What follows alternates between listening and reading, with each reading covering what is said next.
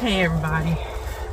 I'm actually doing something. It's been a long time since I've made a video, and that's because I had total knee replacement surgery on my right knee, and it's almost totally recovered now. I made a remarkable recovery, but very good surgeon, and I give God the glory for it. But what I'm doing this afternoon is something that everyone should do if they get a new piece of equipment, if they try something for the first time, like going overnight backpacking or on a long hike or whatever. I'm doing something that you should always do first, and that's practice. So what I'm doing this evening is practicing my very first car camp. Now, I have car camped before. I think the very first trip that my husband and I made out west, we made it in a van, and we camped in that van for about half the trip, and about halfway through we decided to get a tent because it was getting kind of crowded in there. We had bought souvenirs and we're picking up things along the way, and it was getting crowded in there. So we decided to get a tent instead. But so yeah, I'm practicing an overnight car camp, and I'm doing it in my backyard. We have 3 or 4 acres of land here, and my house is right over in this direction, and I'm in back of a shed. There's a few trees around here, but and I have a fire pit that I use quite often because I like to have a fire pit in my backyard. But so we're gonna test it out and try it, and if we like it, we may do it somewhere else. So we'll see how it goes. Oh, and I also in this video want to go over some stats for our trip that we made out west this summer, and I hope you're looking forward to that. I'll take some time to share with you gas mileage, how many miles we traveled, things to do and things not to do. So I hope you enjoy this video, and we will be cooking out here this afternoon, and I have my little buddy heater in the car. I think the temperature tonight is supposed to be around 36, 38, something like that. So we're going to try out the little buddy heater, and just because it's my first car camp, I didn't want to invest in any expensive equipment or anything. So look at this. I just wanted to try it out. I found this old box. It's a really cool old box. Looks like it might be a military box or something. But if I were to seriously get into car camping, I would get a table that had legs on it so I would have storage underneath of it. But yeah, and this is this is the Beacamobile, and this is an old Trailblazer. So it's not real long, and I'm pretty tall. I'm 5'10", so I'm going to see how it works out, and hope to have some great conversation this afternoon, and we'll see how well I sleep in here.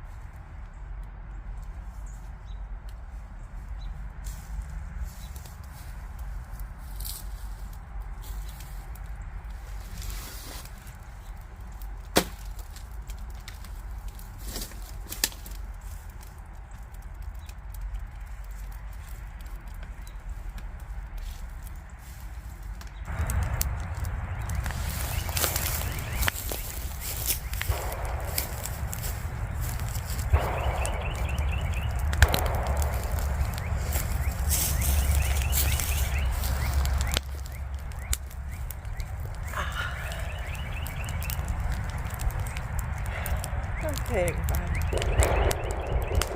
while we're waiting for it to get dark, I'm going to share a few fun facts with you about our trip out west this summer. And this right here is a neat little thing that I take on all our trips, and it clips down and opens up. You can put paper on the top of it to write on a solid surface, or you can keep things inside, and I keep my pens, notebooks, maps, and anything else I might need, the things I want to save, campground information and everything. And I keep that all in one tidy little place. As a matter of fact, on some of our videos, you will see me pulling it out of the windshield because it was reflecting on the windshield. But, okay. Our trip out west, we began the last week in May, which was a pretty good time. It was very, very windy, but I find that all throughout the year this year it's been windy out there. I don't know why, but it's not been before. And we had more rain than we had at any other time, because we have been out there the whole trip we usually take a month, and it not be one drop of rain until we get back home. But I wanted to give you some facts about our trip. We traveled 11,256 miles. And you say, but Vika, how can that be? It's only like a 4,000 mile trip around. But you have to consider that each place we stopped, like in Yellowstone is 146 miles around the loop of Yellowstone. It's a big park. And we traveled around that loop probably 4 or 5 times while we were there. Plus took a trip out to Cody, plus took a trip down to Jackson Hole and the Grand Teton National Park. So just the places that we stopped, we would travel, would just be a base camp, and we would travel to different places. So it added up in the miles. We spent $2,858 in gas. We got an average of 13.22 miles per gallon. And that was in a GMC Sierra pickup pulling an 8-foot pop-up camper. And the back of the pickup was loaded. We had our generators, our water, our gas, and food supplies and things like that in the back of the pickup. So that wasn't too bad. And the lowest price gas that we had was in Amarillo, Texas, $2.73 a gallon. The highest price gas was in Nevada at $4.04 a gallon. Our camping, we camped in 38 different camp spots, and the average price, many of them were free, but the average price was $10.65 a night. That was on average. Let's see, the highest price campground was in Tennessee, where we camped in Crossville. The most unusual campground we camped at was called Toadsuck Campground, and you can see that on my videos. It's got the title up there, but it was a beautiful campground, and I believe we stayed there before. I'm burning pine, so it's let me see. There was a campground just outside of the Valley of Fire National Park, which was free, and that was beautiful. That was beautiful. If you want to see desert sunsets, oh my goodness, that was gorgeous. Belly of the Dragon, you can look at that video, and they had free camping outside of it, and it was by a river. Let's see. And then there was campgrounds like the Sunset Campground in Bryce Canyon. We got in for half price because of being seniors, and it was $15.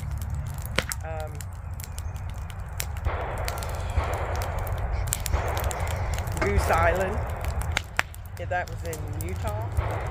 In Moab, we stayed at Goose Island by the river, and it was $40. We stayed 4 nights, so that was a pretty good price. On Medicine Bow, there's not a whole lot in Medicine Bow, but they do have a Virginia, Western Virginia. They do have a Virginia museum and a hotel there. But they have a dispersed campsite about 2 miles outside of the town by a reservoir, and it has beautiful sunsets. Always has. Then there was the Carvela campground, which is we arrived at Yellowstone several days early. So we went to the campground that we knew of. It's called the Carvela Campground, and it's 16 miles north of Yellowstone, which is a short drive to Yellowstone. But it's free, and it's great, and it has a bathroom, and it has not dispersed camping because it has a assigned campsite by a beautiful river. And it's a really great campsite. We've stayed there several days before. Let's see, and then we stayed in Yellowstone.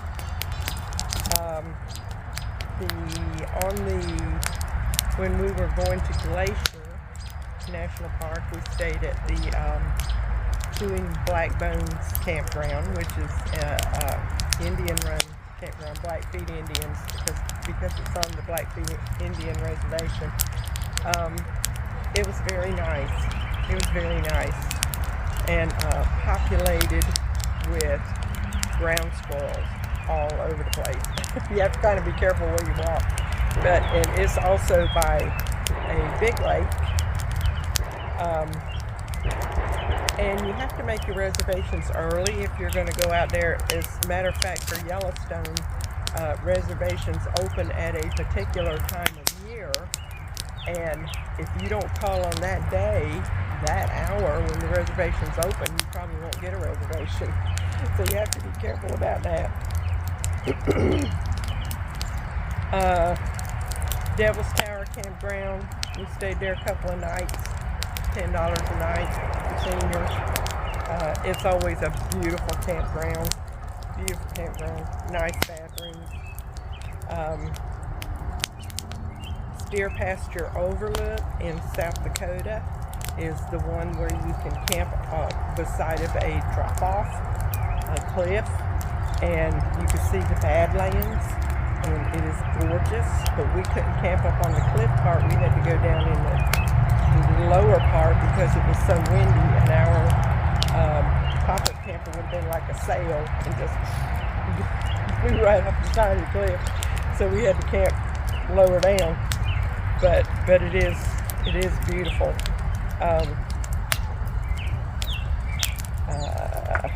And that's about it for the parks. Now I'm going to stop for a little while, and it's because it's getting late, I'm gonna fix me some supper, and after that I will give you some details on what to look out for, what not to look out for, things you should take with you when you go on a long trip like out west, and the good, the bad, and the ugly. So let's get some supper started.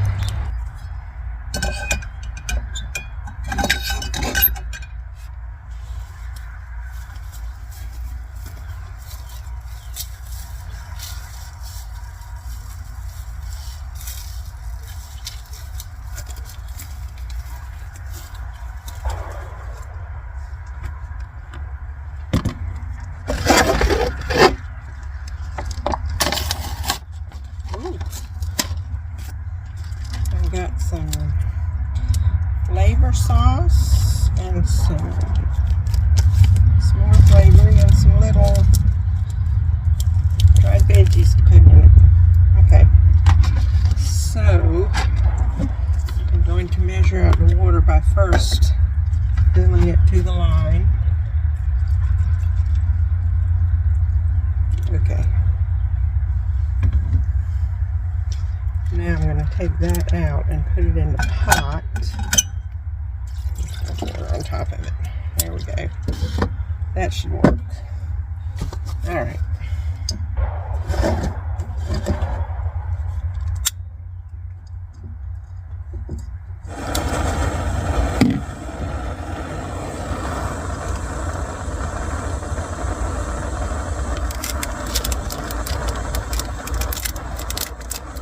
I'm going to go ahead and put the dried veggies in it.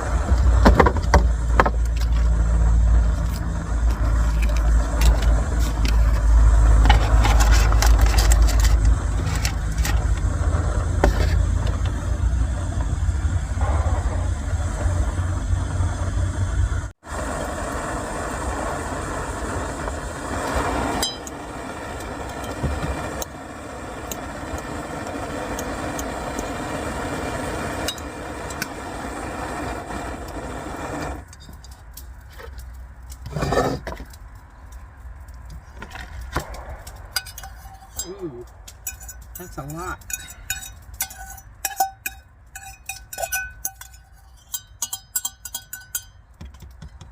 All right. And the flavoring.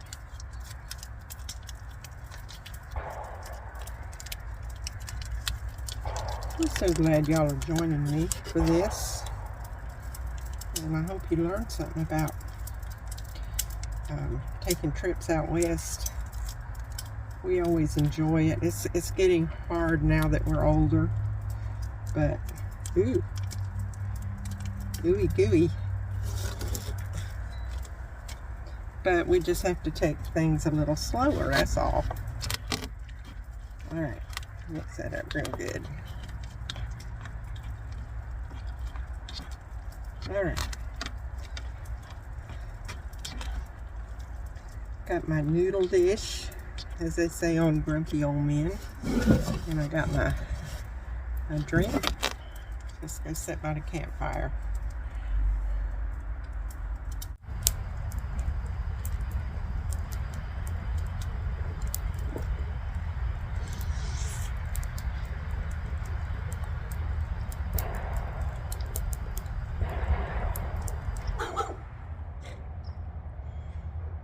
Sunset. And there's my camp. I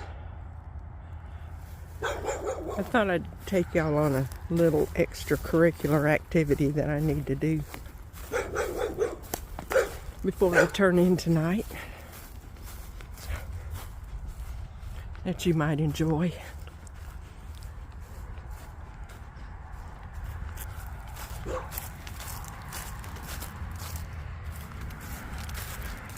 The neighbor's dog, he loves me.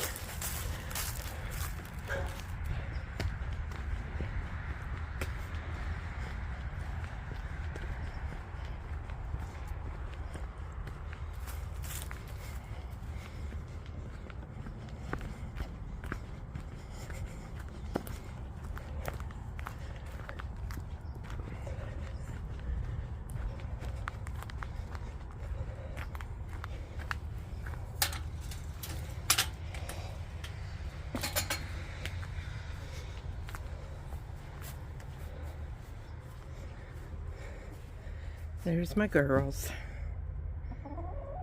Yeah.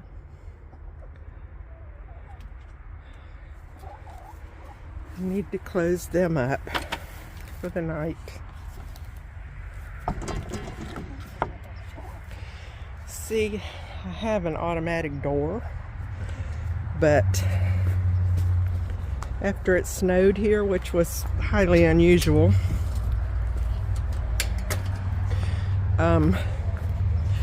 the batteries went dead, so I replaced the batteries, and then after that it never would work. I'm gonna have to take it off and look at it and see what's the matter, but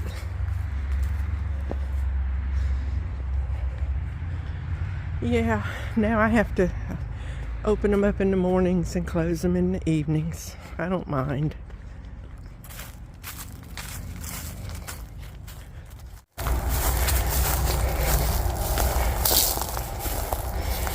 Let's put a little bit more wood on the fire before we turn in. Enjoy the campfire a little while longer.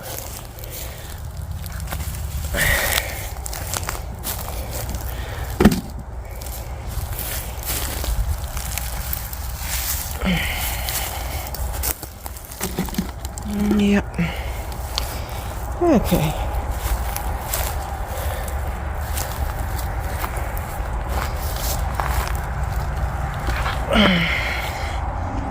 That'll keep us for a little while until I finish my drink.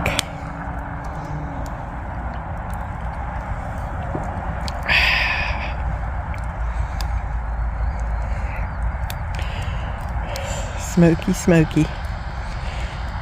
The only thing I'm thinking might be a hindrance tonight is I know I cannot tent camp in my yard because I've tried it a time or two, and the traffic noise, it's something about being in a tent close to the ground that the noise is just magnified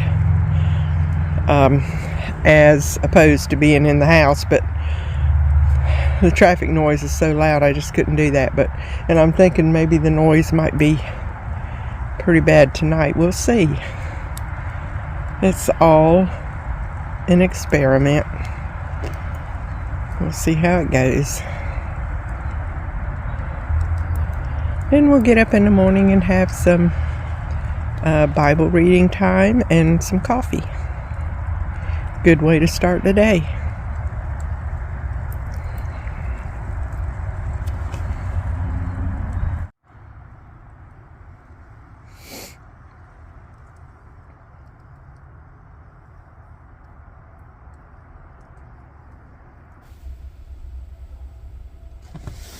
Alright, got my little buddy heater going,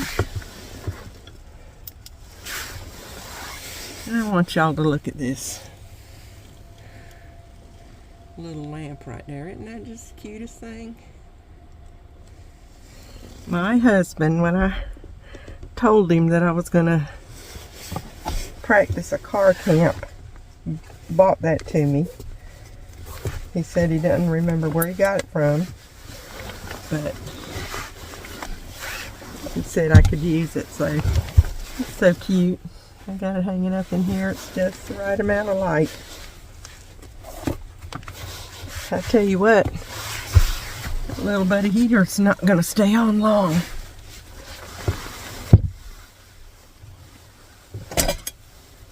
Get my shoes off here. And I'm taking my coat off. It heats up in here. Let's see if I can turn it down without cutting it off. Not really. That's as low as it'll go. Okay. That's alright. I'm going to cut it off.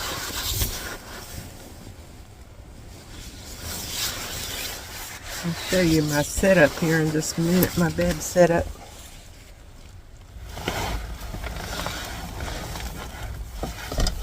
Okay, as we're sitting up here in the back of the car, I told you I'd go over to the good, the bad, and the ugly of our trip out west.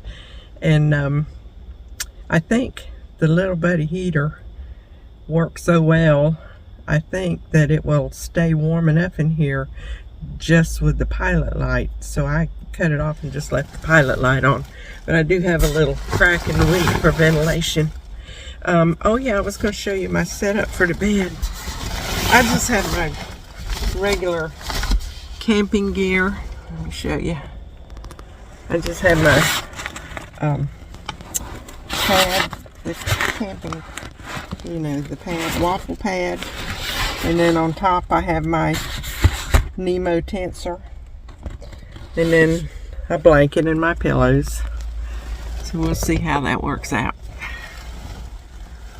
Yep, we'll see how that works out. I think it'll be just fine.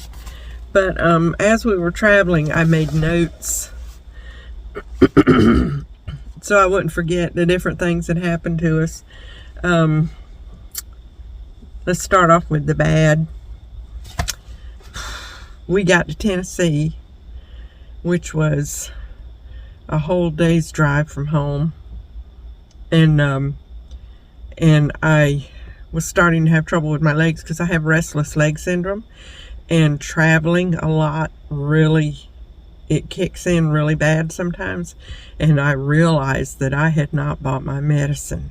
I looked and I looked. I could have sworn I bought my medicine, but it was not anywhere to be found. So what we did was, instead of panicking or taking a whole day to go all the way back home, we stopped by a clinic in Sevierville, Tennessee, told them the situation, and the doctor there wrote me a prescription, which we filled right across the street from the clinic, which lasted me about 2/3 of the way through the trip. And then in Montana, I had to stop again and do the same thing in Great Falls, and it worked out just fine. So I got, and they kept saying, your insurance won't pay for it. I don't care, I want to sleep. So I will not sleep without my restless leg medicine. So we got that taken care of. In Texas, we had a long stretch that there was no gas stations. So always carry extra gas with you when you're traveling out west. You may not ever need it, but if you do, it's good to have it. And hubby always takes a 5-gallon can of gas. Well, we were on a long stretch of road, and we were very, very low on gas, so he told me to look up where the next gas station was, and it was like 21 miles away, and he says, oh, I think we can make it. So we made it 20 miles and ran out of gas, and we could see the gas station from where we ran out. And so because the land is so flat, you know, so he just stopped and got his 5-gallon gas can out and put enough in it to make it to the gas station. So always carry gas with you, because there are some places where it would be difficult to find gas. Let's see what else. Oh, in Utah, even though it was the last week of May, and I think by then it was the first week in June, it was extremely hot, and which is fine because we have an air conditioner. But the campground we stayed at, which I said was the Goose Creek campground, didn't have electricity. So we always take a generator with us for dry camping, and the generator wouldn't work. So, and we could not stand it out there without our air conditioning, so we had to buy a generator. Which means we had to find a store that sold generators, and they were quite a ways away. But let's see, we had to find one that would run an air conditioner. That was the problem. Let's see, we had a, you know, some cars have the little shields over the windows, and we had one of those break off, and we stopped by a Napa store and got that fixed. And what else? Oh, in Amarillo, Texas. Whew. We were looking for a camp spot. That afternoon, found one, and was on the way to it, and a hailstorm broke loose. Oh my goodness, such awful wind, and the hail was hitting the car and the camper, and we couldn't set up until it passed over. But that was kind of scary. That's some of the bad. Now, the good. The wildlife on this trip was phenomenal. I mean, once we got to the national parks and everything, the wildlife was just, it was unbelievable. It was everywhere. It was everywhere, and we saw all kinds of wildlife. And as we headed north, you know, you go from all this heat that's almost unbearable, and then you go up north and the snow was so deep. In Rocky Mountain National Park and Glacier National Park, it was overhead high. I mean, the parks were open, the roads were clear, but there was so much snow, but it was beautiful. We really enjoyed it. And that was like the 1st of June to the middle of June. The beautiful sunsets and sunrises. I would get up every morning to try to catch the sunrise, because it was just so gorgeous. Desert sunrises, there's nothing like them in the world. And also in Great Smoky Mountains National Park and Glacier National Park, Yellowstone, all the Grand Tetons, the spring flowers were opening up. It was beautiful, especially in Glacier National Park. All the different colors and everything. It was just gorgeous. Now, things to remember to take on the trip, to always make sure that you have on the trip. Lots of water. We always carry a 5-gallon jug of water with a little faucet on it, you know, that you can turn it off and on, and and never let it get very low. Anytime you have a chance to refill it. We used it for cooking, we used it for bathing, you know, washing our hair, whatever. Let's see, take non-slip shoes with you. Make sure you have good sturdy shoes or boots, and that they're non-slip, because out west there's a lot of rocks, and the rocks will be slick if they're the least little bit wet or anything. And you don't want to do that, especially going up to Delicate Arch. The hike up there is almost all sloping rock. So you want to make sure you have non-slip shoes. And avoid, when you're climbing in high areas, avoid the gravel areas on the path, because very slippery, very slippery. Adapting to the time zones. That's interesting, to say the least. Because you're like sometimes 3 to 4 hours difference from the East Coast. I mean, we are right on the coast, so sometimes there was a 3 to 4 hour difference. And at times, you know, we would keep the time on the truck to home time, and of course our phones changed automatically so we could tell what time it was where we were. But sometimes we would end up, especially up in Glacier, going to bed before dark. It was still daylight outside, because there was like a 4 hour difference in time. It was 10 o'clock at home, but it was still daylight there. So adjusting to those time differences and when you eat and things like that is interesting. It takes some getting used to. Hubs always had a 20-gallon gas can that he took with us just in case we needed it, which also came in good when we were in Glacier, because the gas up there was so expensive. So while we were there, we used the gas that we had in the gas can until we could get to an area where the gas was not as expensive. And that's the area where the eggs were $12 a dozen also.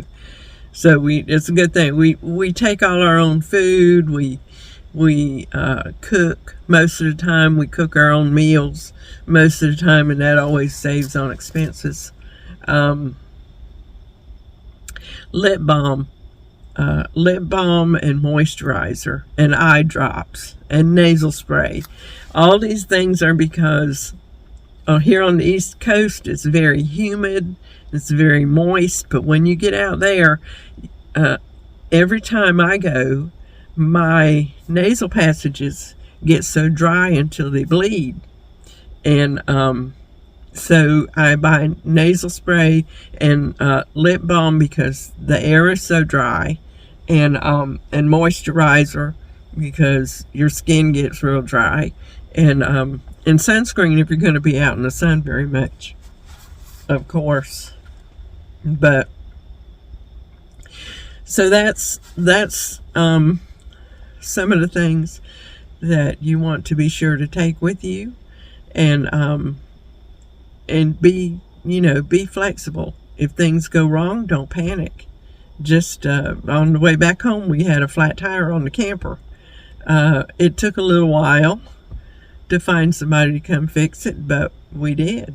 And you just have to be patient and be flexible, and enjoy your time. It's an adventure, It's an adventure for sure. We always enjoy our trips. And when I say be flexible, it's getting harder for us because we're getting older, but we just slow down and take it easy and enjoy the trip. And it really, we can really enjoy it when we do that. So I'm going to snuggle down and I'm going to read a little bit, and I will see y'all in the morning. If anything exciting happens during the night, I'll let you know. Hopefully not. Oh, look at here. Got some cabbage plants coming up. Tomatoes aren't coming up yet. There's one tiny little tomato right there, and there's one sprouting right there. They'll be along. Looking good. Well, folks, as you can see, I'm back in my house, and the car camp didn't exactly work out like I had planned. And the problem was, being my first time, I was heavily relying on the heater to keep the car warm, and the thing about it was that little buddy heater was just too big of a heater for this little car, the Beacamobile.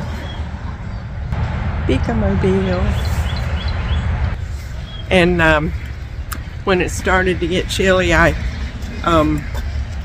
turned it on and realized that let's see, let's look in here.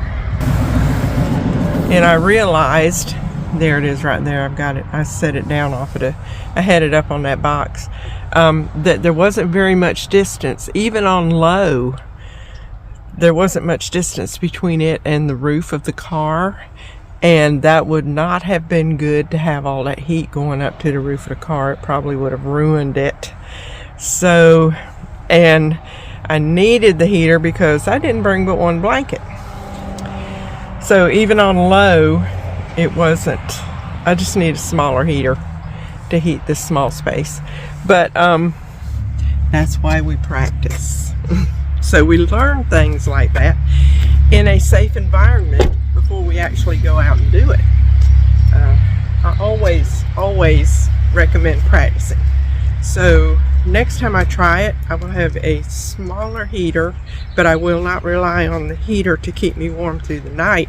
I will take more blankets. I only had one blanket, and so because I was relying so much on the heater. Mistake. So the practice was actually a success because I learned things, and that's what we do. We practice and we learn things, and we learn how to do them the right way, so when we get out in a situation in the wilderness, we'll know what to do. So I hope you enjoyed this video and my learning experience, and maybe you learned something from it too. And the Bible verse for today is 1 Corinthians 10:31. Therefore, whether you eat or drink or whatever you do, do all to the glory of God.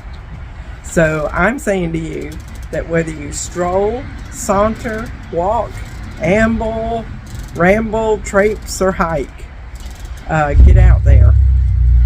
Enjoy God's creation.